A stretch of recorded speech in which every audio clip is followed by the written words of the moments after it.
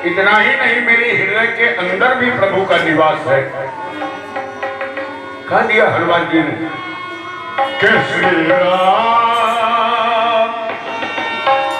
अजान की बैठे हैं मेरे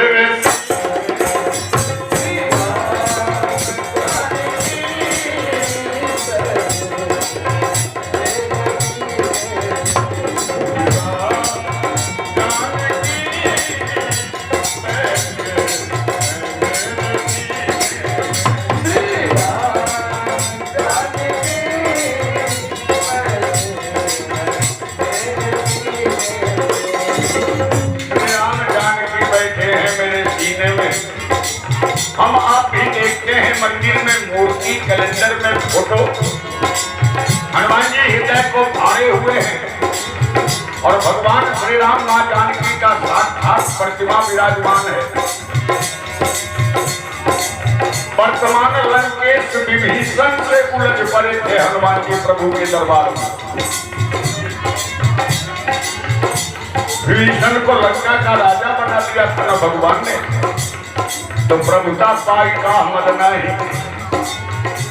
विभीषण एक सुंदर मणि का माला उपहार दिया भगवान को। वो माला भगवान मां जानकी को पहनाए और मां जानकी हनुमान जी को पहना दी। तो हनुमान जी गले से माला निकाल के बारी बारी से एक एक दाना को दांत के नीचे फोड़ के चूर बना दिए। विभीषण कहा कि बंदर क्या जाने भला अदरक का क्या स्वाद। कितना बेशकीमती मणि माला मैं प्रभु के लिए उपहार लाया और तूने फोड़ दिया दांतों से हलवा। भगवान से शिकायत कर दिया जाके विभीषण। भगवान पूछा कि हनुमान क्यों फोड़ दिया इतने बेरहमी से इस माला को। हनुमान जी कहा कि प्रभु चाहे कितना भी कीमती हो, लेकिन जिस मणि माला पर नहीं लिखा हो सीताराम, तो उस मणि माला से नहीं है बजरंगी को काम। बोलिए बजरंगबली की। जिस वस्तु में मेरे मालिक का नाम अंकित न हो, ऐसा वस्तु राम दरबार में आवश्यकता ही क्या है। भगवान कहा तो ये उत्तर तो नहीं हुआ। राम नाम नहीं लिखा था तो किसी को माला वापस लौटा देते, फोड़ने की जरूरत कहाँ। हनुमान जी का ये भी बताता हूँ। ऊपर से खोज के परेशान हो गया जब कहीं राम नाम नहीं दिखलाई दिया, तो मैं सोचा कि कोई बारीक कारीगर बारीकी से बनाया है, शायद अंदर में लिखा हो जान कर तोड़ाई से। मैं सोचा कि दाना के भीतरे में राम राम लिखा हुआ, शायद अंदर में लिखा हो जानकर तोड़ाई से, लेकिन था वहां पे भी सफाया इसीलिए फोड़ाई से। विभीषण का इसका मतलब तुम्हारे शरीर के अंदर में भी राम है क्या हनुमान? हनुमान जी का हाँ में भी है। तुम्हें अगर शंका हो तो मैं प्रमाणित कर सकता हूँ। इतना कह के चीर डाला वो सीना पे खतर, दोनों पल्ला को दाब दिया हनुमान जी और कहा कि मेरा आंख बंद है। मैं तो आंख बंद कर लिया हूँ विभीषण, लेकिन तुमको क्या करना है देख लो मेरे देख लो मेरे दिल के नगीने, देख लो मेरे दिल के नगीने, देख लो मेरे दिल के नगीने।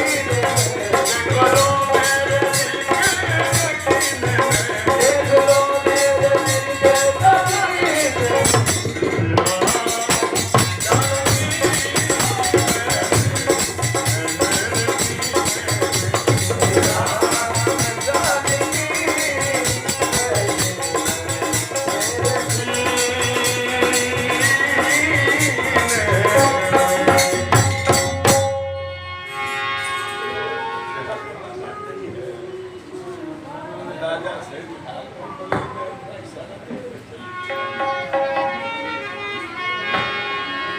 2 बार प्रभु के नाम में जरा आप मदद कर दे। ये कथा कीर्तन करने वाले का खुराक है भैया जी। 2 बार मस्ती से मेरे साथ प्रभु के नाम में मदद कर दे। फिर कहानी सुनाता हूं कि ये भारतवर्ष धर्म प्रधान देश है। यहाँ बड़े बड़े रत्नों का अवतार हुआ है। अपने देश की माताओं ने ऐसा ऐसा रत्न का जन्म दिया है जो बाला अवस्था में भी अपने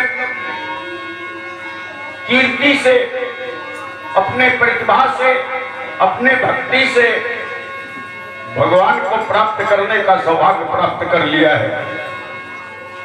दूसरे देश वाले भी गौरव करते हैं इस भारतवर्ष पर। कहते कि भारतवर्ष की नारी का निंदा करने का कोई हिम्मत नहीं करना। नारी को न निंदिए नारी जग में महान, और नारी से नर होत हैं ध्रुव और प्रहलाद समान।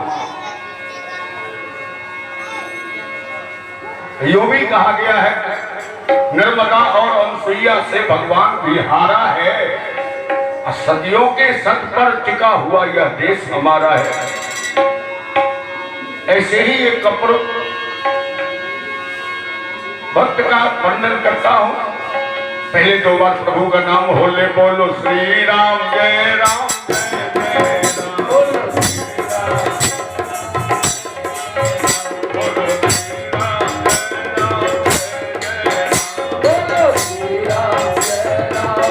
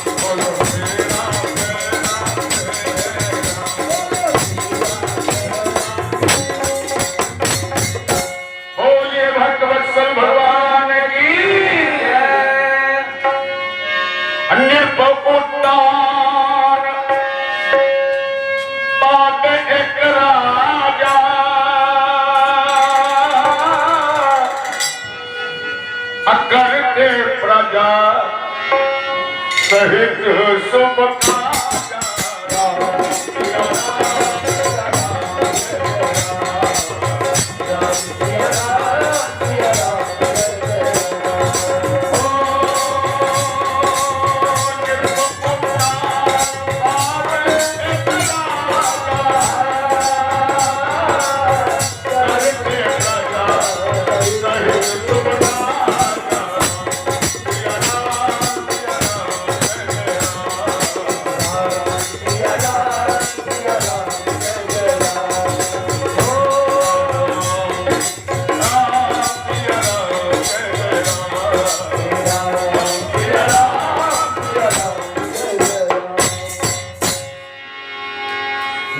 उत्तान पाद एक राजा करते प्रजा सहित शुभ काजा।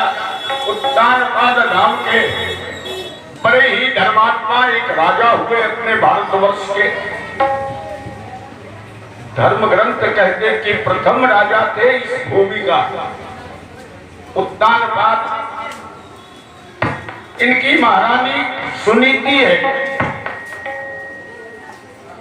सुनी कि दोनों प्राणी बड़े धर्म के रास्ते पर चलने वाले कट्टर पथिक हैं, तो राजा रानी है, हर चीज से तो संपन्न कर ही दिया प्रभु ने, लेकिन एक बड़ी कमी भी दी थी कि सब कुछ था पर पुत्र नहीं था। एक संतान के लिए प्रभु से बड़ी है आसरा लगाए, समय का प्रतीक्षा कर रहे थे। एक दिन इसी तरह सत्संग में बैठे हैं कि वक्ता ने कहना शुरू किया कि थोड़ा सा वो कर्महीन है जिनके घर संतान नहीं। अब वो पूरा बदकिस्मत समझो, याद जिसे भगवान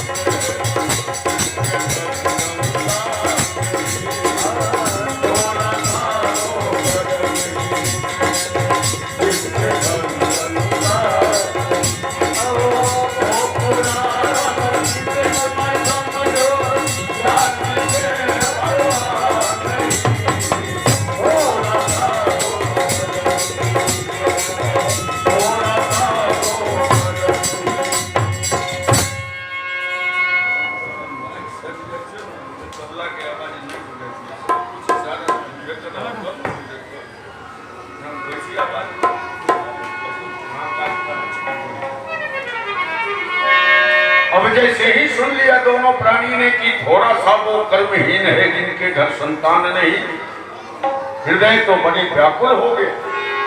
घर आते ही दोनों प्राणी प्रभु के मूर्ति के आगे दोनों हाथ जोड़ के खड़े हो गए। प्रभु जी, प्रभु जी, दे दो एक संग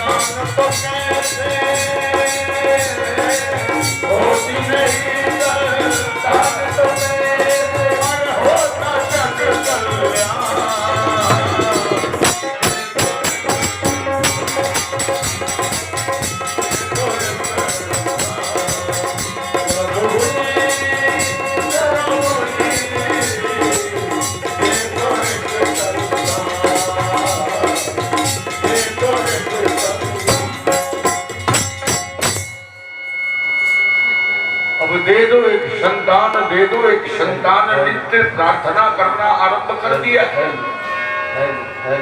लेकिन न जाने क्या कसूर कर दिया इन दोनों प्राणी ने। प्रभु के यहाँ सुनवाई नहीं हो रही। एक दिन ब्राह्मणी अकेली बैठी घर में एक धर्म ग्रंथ का अध्ययन करती जा रही थी।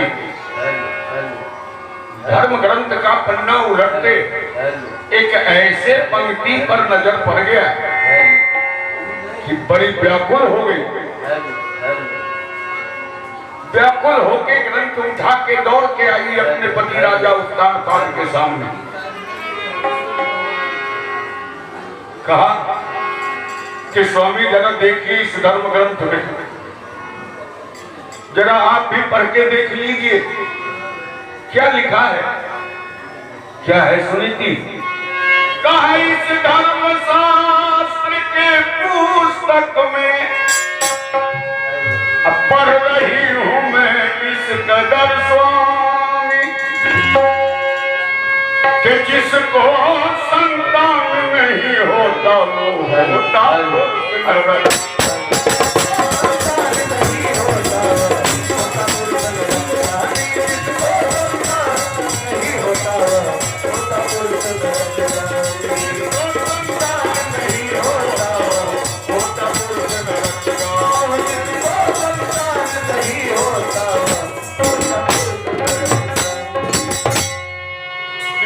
संतान नहीं होता वो होता पुरुष नरकगामी।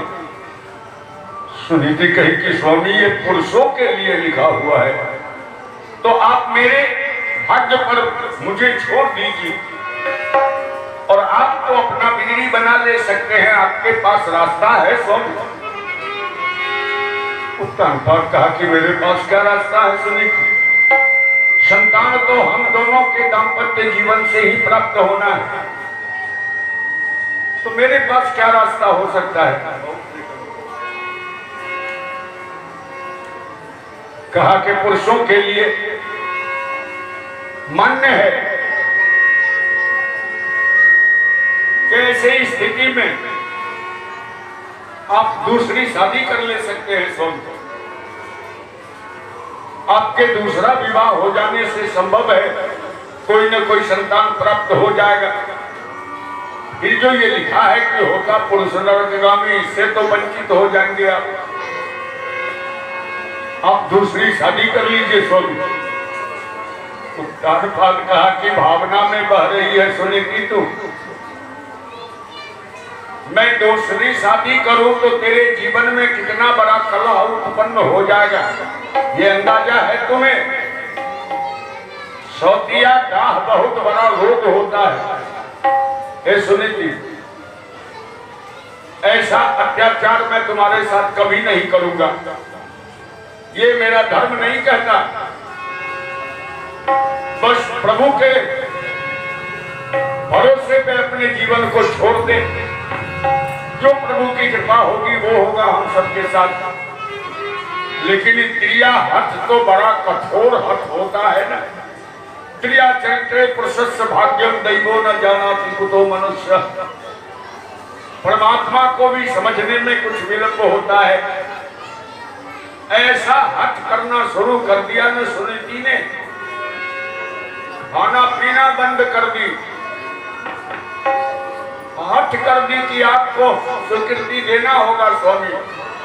अब रानी ने जब कर दिया राजा को लाचार, शादी करने के लिए हो जाते तैयार। स्वीकृति दे देना पड़ा उत्तान पाद को। तैयारी हुआ, बड़े धूमधाम से बाराती निकली, तीसरे पन में चले विवाह करने उत्तान पाद। दूसरी शादी तो इधर तो धूमधाम से बाराती चली और सुनीति जब अकेली बची तो भगवान के आगे आंचल फैला के दोनों आंख से आंसू बरसा देती है कि अरे विधाता लिख दिया तूने क्या हम सबके भाग में, सबकी गोदी हरी भरी है मैं जलती हूँ।